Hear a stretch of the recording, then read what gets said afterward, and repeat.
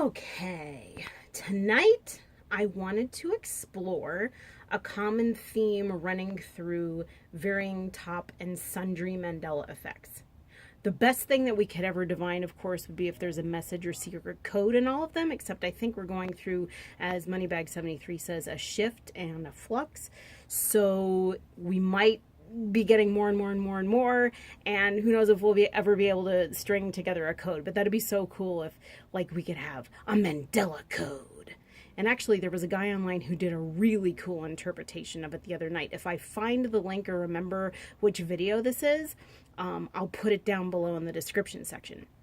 That being said, I ran across this really interesting website called The Beatles Never Existed, and I'll also leave that link below in the description section. But what this guy wrote on here is really, really interesting about a common theme running some of our top Mandela effects.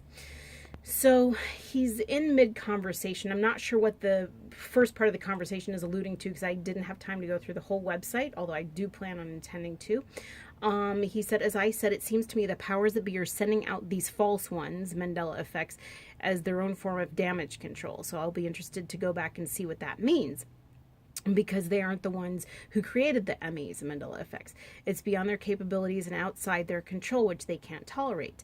I now see a much higher divine power at work in this phenomenon, and it's scaring them. Before this barrage of inauthentic Mandela effects hit the internet, someone very astutely pointed out that there's a discernible pattern that runs through all these examples. Namely, the changes, though seemingly small, always imply some sort of division, separation, isolation. Berenstain becomes Berenstain, a separated spot. Interview with a vampire becomes the vampire, implying only one as opposed to a whole community of them, which exists in the book and movie. Sex in the City becomes and the city. The city is now standing separate from the people who inhabit it. If you build it, they will come becomes he will come. Only one lone person, not the many people who flock to the place. Mirror, mirror on the wall becomes magic mirror, at once drawing attention to the scary black magic element of the story and breaking the coupling, the twinning of the word mirror into a single word. I'm mad as hell and I'm not going to take it anymore becomes this. Take this anymore. A single thing instead of a panorama of maladies, a system. I would add that in all these cases, the supernatural power behind above, the phenomenon has been working it on things that are really quite trivial. They are vehicles that have been produced for mass consumption, so lots of people will see and notice the changes, but they're also things that don't have any great importance. It really doesn't seriously impact anything. If Forrest Gump said life is like a box of chocolates, or life was like a box of chocolates.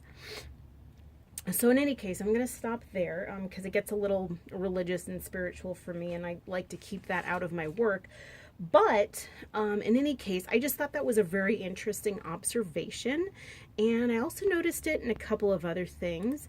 The Volkswagen logo, of course, where you see the division now between the V and the W, and it's also kind of funny to note that V and W are consecutive in the alphabet as well. So you're sort of seeing them separated and made their own letters instead of very uniquely, what I thought was unique, blending into each other. So that's one. And then the human skeleton with these free-floating ribs, which I never really thought looked right. I mean, that's just so weird looking to me. So we've got the skeleton with the free-floating ribs, which is very strange. And of course, Sally Field versus Sally Fields, how they say it used to be. I think personally, in my memory, in my reality, I remember it always having been Field, although Fields sort of induced sort of a hearkening within me that it could have been that as well. But also even just her speech, you really, really like me, it's you really like me right now. Instead of just you really, really like me. That's not so much of a separate thing, but she's being very specific that it's that particular moment. You really, really like me right now.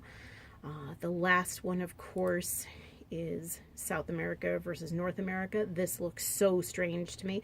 And it seems to be moving farther and farther over. Like every time I look at this, it's so bizarre to me.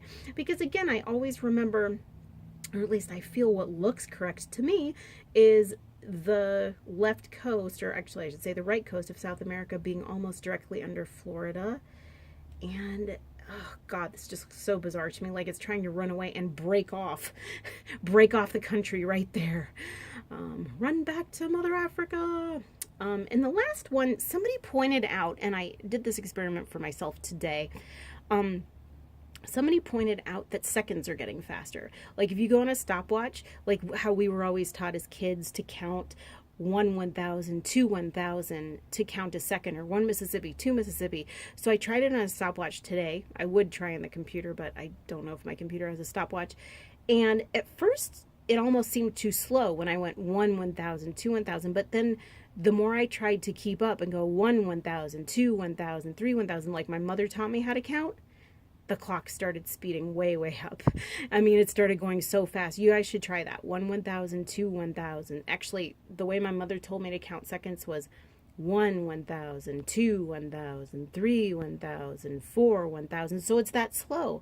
But if you try it on a stopwatch, I swear it's gonna speed up for you. So anyway, that was my observation about a common theme running through some of our top Mandela effects. And of course, if you guys have any more observations of your own, that's great. Like, subscribe. I'm just a new Mandela effect channel starting out, but I of course love the conversation and all the ideas exchanged. So if you want to help a sister out and subscribe, that's awesome. I say come on, it'll be a funky adventure. And in the meantime, share, like, tell all your friends, and of course leave all your comments, because I love all the different varying forms of thought. In any case, thanks a lot, and I hope you have a great night.